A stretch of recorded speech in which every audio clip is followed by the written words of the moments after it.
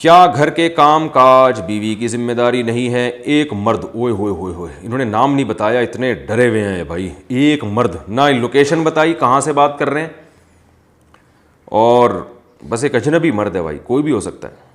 کچھ لوگ کہتے ہیں کہ بیوی کے ذمے گھر کا کام کاج نہیں، جیسے جھاڑو پونچھا لگانا یا برتن وغیرہ دھونا. اس بارے میں وضاحت فرمائیں کہ گھریلو کام کس کی ذمہ داری ہے. بہت تپے میں بھائی. عورتوں میں مشہور ہے کہ کیونکہ وہ اپنے شوہر کے لیے اولاد دیتی ہیں، اس لیے ان کی یہ ذمہ داری نہیں ہے کہ وہ گھر کے کام کریں. دیکھو بھائی، نکاح کا جو بنیادی مقصد ہے نا، وہ نسل بڑھانا ہے. ہر مخلوق میں اللہ نے نر اور مادہ کا نظام رکھا ہے نسل بڑھانے کے لیے. انسانوں میں بھی یہی ہے، اور یہی وجہ ہے کہ حدیث میں نکاح سے دور رہنے سے منع کیا ہے، اور محدثین نے اس کی علت بیان کی ہے کہ اسلام میں نکاح سے دور رہنا اس لیے ناپسند ہے کہ یہ اولاد کی کمی کا ذریعہ بنتا ہے. تو جلد نکاح کا بھی حکم اس لیے تاکہ اولاد زیادہ ہو، اور پھر عورت کے بارے میں حکم ہے کہ جو عورت اولاد تمہیں زیادہ دے اس سے نکاح کرو. تزوجوا الودود الولود فانی مباہی بکم الامم، آپ صلی اللہ علیہ وسلم کی صحیح حدیث ہے. تو نکاح کا جو بنیادی مقصد ہے نا، وہ ہے نسل بڑھانا. ہر انسان چاہتا ہے کہ اس کی نسل بڑھے، عورت بھی چاہتی ہے، مرد بھی چاہتا ہے، اور اس کے پھر دنیا میں بھی ان کو فائدے ہوتے ہیں، اور جوانی میں بھی، اور بڑھاپے میں بھی، اور آخرت میں تو بہت فائدہ ہوگا. یہ تو اب فیملی پلاننگ والوں نے نیچر کے خلاف چلا دیا. جیسے وہ گے میرج کا رواج دنیا میں چل پڑا نا، وہ نیچر تھوڑی ہے. لیکن جو گے کے عادی ہو گئے، اللہ کی پناہ، ان کو عورت میں دلچسپی نہیں ہے. جو عورتیں عورتوں کی عادی ہو گئی، ان کے مرد میں دلچسپی نہیں ہے. تو اسی طرح جو فیملی پلاننگ کے زہریلے نظریات سے ڈس گئے، ان کو زیادہ بچے اچھے نہیں لگتے. تو یہ فطرت کے خلاف ہے، ورنہ انسان کی ہمیشہ سے خواہش رہی ہے کہ اولاد زیادہ ہو. قرآن مجید میں تو پچھلی امتوں میں جب اللہ نے پیغمبر بھیجے تو وہ پیغمبر ان قوموں کو بتاتے تھے کہ تم اللہ کی اطاعت کرو، اس سے تمہاری نسل بڑھ جائے گی، اللہ تمہیں بچے زیادہ دے گا. تو اب آپ اندازہ لگاؤ، یہ تو نسل کا زیادہ ہونا تو اللہ کی نعمت ہے. قرآن نے اولاد کے بارے میں کیا کہا؟ یہب لمن یشاء اناثا ویہب لمن یشاء الذکور. جس کو چاہتا ہے بیٹے ہبہ کر دیتا ہے، جس کو چاہتا ہے بیٹیاں ہبہ کر دیتا ہے. تو ہبہ گفٹ کو کہتے ہیں. تو اولاد گفٹ ہے، یہ پینلٹی نہیں ہے. رہا یہ ٹوپی ڈرامے جو آج کل چل رہے ہیں کہ تربیت نہیں ہو سکے گی، ان سب باتوں کے میں اپنے بیانات میں جواب دے سکتا ہوں. اولاد زیادہ ہوتی ہے تو تربیت زیادہ اچھی ممکن ہے، کیونکہ بہن بھائی خود ایک دوسرے کی تربیت کر رہے ہوتے ہیں لاشعوری طور پر. باقی تربیت نہ کرنے کا کسی نے فیصلہ کیا، وہ تو ایک بچے کی بھی نہیں کرے گا، بگڑ جائے گی، وہ تو تباہ ہو جائے گا، یعنی وہ بچہ بھی بگڑ جائے گا. تو اور اگر جو ہے تربیت کی کوشش کرے گا تو زیادہ کی تربیت آسان ہوتی ہے، کیونکہ وہ ایک دوسرے کو سنبھال رہے ہوتے ہیں. اور ویسے بھی بچے اکٹھے پیدا نہیں ہو جاتے. اگر کسی کے 10 بچے ہیں تو 10واں جب ہوتا ہے تو پہلا وہ جوان ہو کے باپ کے ساتھ کاموں میں ہاتھ بٹا رہا ہوتا ہے. تو اکٹھے تھوڑی ہو جاتے ہیں برساتی مینڈکوں کی طرح. تو لوگ تانا دیتے ہیں نا برساتی مینڈکوں کی طرح بچے پیدا کرتے رہو اور کوئی کام نہیں. بچے برساتی مینڈکوں کی طرح پیدا ہوتے ہی نہیں ہیں. 10 بچے اگر کسی کے ہیں تو 10واں جوان ہو چکا ہوتا ہے، پھر پہلا جوان ہو چکا ہوتا ہے، پھر 10واں مارکیٹ میں آتا ہے. اور وہ جو پہلے ہو چکے ہوتے ہیں وہ کام میں ہاتھ بٹا رہے ہوتے ہیں، بیٹیاں ماؤں کے ساتھ ہاتھ بٹا رہی ہوتی ہیں. تو یہ سارے فضول قسم کی چیزیں ہیں جو معاشرے پہ مسلط کر دی گئی ہیں. رزق کی تو تنگی کا مسلمان تو سوچ ہی نہیں سکتا. نحن نرزقکم وایاہم، اللہ کہہ رہے ہیں اولاد ہم تمہیں دیتے ہیں تو روزی بھی ہم تمہیں دیں گے، ان کو بھی تمہیں بھی. اگر رزق کی تنگی کے خوف سے اولاد روکنا جائز ہوتا نا تو سب سے پہلے صحابہ کو حکم ہوتا کہ بچے روکو، کیونکہ وہ تو اصحاب صفہ والوں کے پاس تو ایک ایک لنگیاں ہوا کرتی تھیں، ایک دوسرے کی طرف پش کر کے بیٹھتے تھے وہ کہ ہمارا سطر نہ کسی دوسرے کو نظر آ جائے. اتنی غربت تھی، اتنی غربت.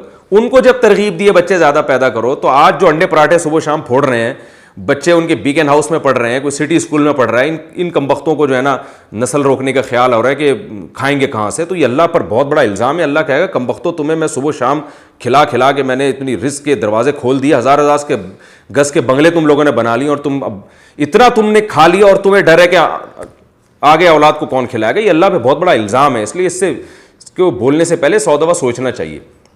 بعض یہ باتیں کرتے ہیں عورتیں کی صحتیں خراب ہو جائیں گی. تو یہ میں نے پورا ایک بیان اس پہ میڈیکل سائنس کی کتابوں سے حوالے دے کے، جو UK کے نوبل انعام یافتہ ڈاکٹرز ہیں ان کے حوالے سے میں نے بتایا.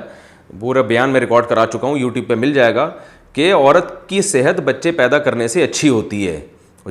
جو کنٹینیو نسل پیدا کرتی رہتی ہیں وہ زیادہ دیر تک جوان رہتی ہیں. نسل روکنے سے بڑھاپا آتا ہے، موٹاپا، بڑھاپا، یہ ساری بیماریاں نسل پیدا کرنے سے نہیں ہیں، نسل روکنے سے ہیں. کیونکہ نسل پیدا کرنا یہ تو نیچر ہے نا. آپ نیچر پہ چلیں گے تو صحت اچھی ہوگی، نیچر کے خلاف چلیں گے تو صحت خراب ہوگی. تو یہ ساری چیزیں کے دلائل سے میں جواب دے چکا ہوں. تو نکاح کا بنیادی مقصد نسل بڑھانا ہے، یہ خوب سمجھیں.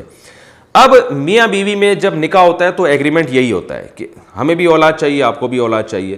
اب اس دوران چونکہ دونوں اکٹھے رہتے ہیں، ایک ساتھ رہتے ہیں، تو دنیا میں کوئی بھی قوم جب یا دو آدمی بھی اکٹھے رہیں گے کسی حکمت سے، تو وہ اکٹھے رہنے کے کچھ اصول اور آداب ہوتے ہیں.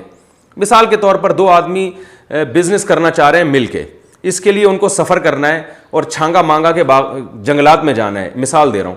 اب جب وہ جائیں گے تو ان کا جو کانٹیکٹ ہوا ہے بیسیکلی وہ چھانگا مانگا کے درختوں کو کاٹ کے فروخت کرنا، یہ ایک مثال دے رہا ہوں میں.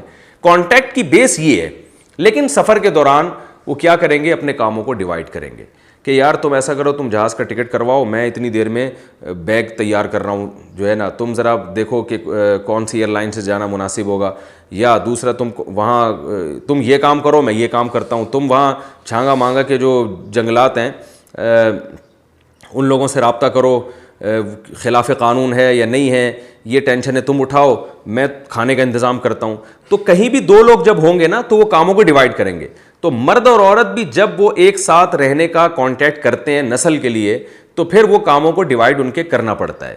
اب دو قسم کے کام ہمارے پاس ہیں، کچھ کام وہ ہیں جو گھر کے ہوتے ہیں، کچھ کام ہوتے ہیں جو گھر سے باہر کے ہوتے ہیں. تو یا تو یوں ہوتا کہ بیگم کو کہتے ہیں کہ آپ گھر کے باہر کے کام کریں، میں گھر کے کام کروں گا. یہ شریعت کے مزاج کے خلاف ہے، کیونکہ عورت پردے کی چیز ہے اور گھر کے باہر کے کام میں محنت بھی زیادہ ہوتی ہے. تو یا پھر یہ ہو جاتا کہ دونوں گھر کے باہر کے کام کریں گے تو گھر کا کام کون کرے گا پھر، یا یہ ہو جاتا کہ دونوں گھر کے کام کریں گے تو گھر کے باہر کا کام کون کرتا.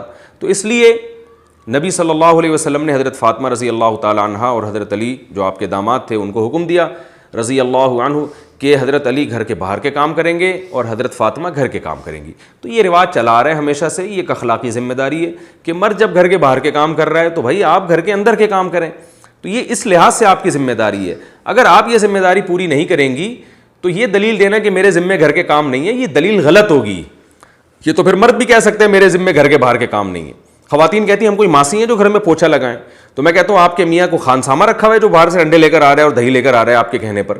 تو جیسے وہ گھر کے باہر کے کام کرنے سے خانسامہ نہیں بن گیا تو آپ گھر کے کام کرنے سے ماسی نہیں بن گئی ہیں. ہاں جو مالدار لوگ ہیں ان میں مرد گھر کے باہر کے کام نہیں کرتے، انہوں نے نوکر رکھا ہوا ہوتا ہے، تو وہ گھر کے اندر کے کام بھی خواتین سے نہیں لے سکتے. وہ خواتین جو ہے نا وہ پھر گھر میں ان کو ایک خادم لا کے رکھیں گی. اس لیے فقہاء نے بیان کیا اگر آپ بہت کسی مالدار عورت سے شادی کرتے ہیں جن کے گھروں میں کام کا رواج ہی نہیں ہے، انہوں نے ماسیاں رکھی ہوئی ہوتی ہیں، تو پھر مرد کی ذمہ داری ہے وہ بیوی کو نوکر لے کر دے، وہ کوئی ماسی کا انتظام کرے تاکہ وہ گھر کے اندر کے کام کرے. وہ تو کیونکہ قرآن نے حکم دیا نا عاشروہن بالمعروف، ان سے عمدہ طریقے سے پیش آؤ. تو عمدہ طریقہ ہر ایک کا مختلف ہوتا ہے، کلچر بھی بتاتا ہے بعض دفعہ کہ یہ اس کے لیے تو مناسب ہے، اس کے لیے مناسب نہیں ہے. تو جو بڑے کروڑ پتی لوگ ہیں، بڑے بڑے گھروں میں رہنے والے لوگ ہیں، ان کی عورتیں گھر میں کام نہ کریں تو کوئی گناہ نہیں ہے، کیونکہ وہ اپنے ابا کے گھر میں کبھی انہوں نے کیا ہوتا، وہ ماسیاں رکھی ہوتی ہیں، ملازمین رکھے ہوئے ہوتے ہیں. تو آپ نے بڑا اونچا ہاتھ مارا، آپ خود جناب دکان آپ کی پکوڑوں کی تھی، شادی آپ نے کسی اونچی فیملی میں کر لی جو گھروں میں ان کی عورتیں کام کرتی نہیں ہیں سرے سے، تو وہ یہ عورت کہہ سکتی ہے کہ میں نے تو کبھی دیکھا نہیں کہ گھر میں پوچھا ہوتا کیا ہے، جھاڑو ہوتی کیا ہے، ہم نے تو اپنے باپ کے گھر میں ملازموں نے کام کیے ہیں تو آپ بھی ملازم کا انتظام کریں. تو ایسی صورت میں شوہر کے ذمہ لازم ہوگا کہ وہ بیوی کے لیے ملازم کا انتظام کرے. ورنہ نارمل اخلاقی ذمہ داری ہے عورت کی، جیسے کہ نارمل گھروں میں ہوتا ہے، مرد بیچارہ باہر سے انڈے لے کر آ رہا ہے، دہی لے کر آ رہا ہے، جاب کر کے پیسے کما رہا ہے. عورت کی ذمہ داری ہے کہ وہ جب مرد گھر میں آئے تو اس کے لیے کھانے کا انتظام کرے، اور اس کے جو ماں باپ گھر میں موجود ہیں پہلے سے، ساس سسر، ان کی بھی خدمت کرے. کیونکہ یہ نہیں کرے گی تو کون کرے گا بھائی، وہ تو آپ کے لیے گھر سے باہر گھوم رہا ہے، تو آپ اس کے رشتہ داروں کو جو ماں باپ ہیں کم از کم ان کو سنبھال لیں آپ. تو یہ اخلاقی ذمہ داری ہے. اگر عورت یہ ذمہ داری پوری نہیں کرتی تو پھر مرد کا اس پہ غصہ ہونا بالکل بجا ہے اور اس کو ملامت کرنا بالکل بجا ہے. وہ یہ نہیں کہہ سکتی کہ مجھ پہ میری ذمہ داری نہیں ہے.